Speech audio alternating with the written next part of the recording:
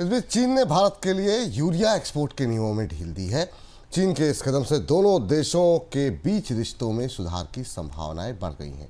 संभावना ये भी है कि दोनों देशों के बीच सीधी उड़ान सेवा अब जल्द शुरू हो सकती है और रेयर अर्थ को लेकर भी चीन की तरफ से ढील होने के आसार हैं। चीन की तरफ से यूरिया एक्सपोर्ट में ढील ऐसे समय पर दी गई जबकि भारत और अमेरिका के बीच व्यापार को लेकर के तनाव बढ़ा है।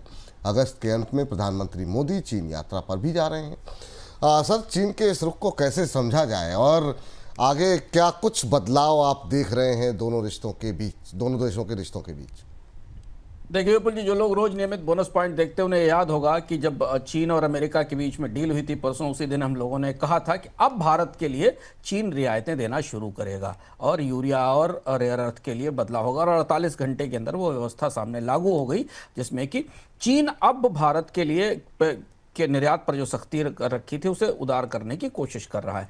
प्रधानमंत्री की यात्रा में शी जिनपिंग से मुलाकात होगी या नहीं, आधिकारिक रूप से भी इसका विस्तृत ब्यौरा नहीं आया है, लेकिन चीन अब अपने व्यापार युद्ध को या अपनी व्यापार चुनौतियों को अमेरिका के साथ सेटल करने के बाद भारत की तरफ मुड़ा है।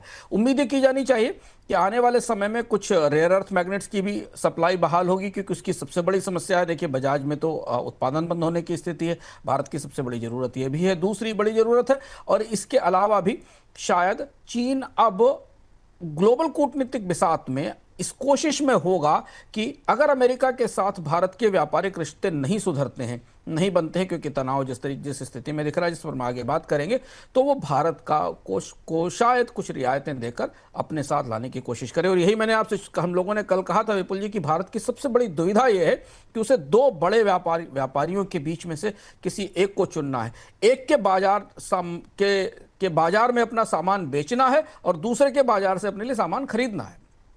चीन से कच्चा माल लेना है और वो सामान उठाकर अमेरिका के बाजार में बेचना है। तो ये वही दुविधा है जहां भारत अभी खड़ा हुआ है, लेकिन कम से कम तात्कालिक तौर पर चीन से जो बेहद जरूरी चीजों की आपूर्ति थी उसमें अब उदारता दिखने लगी।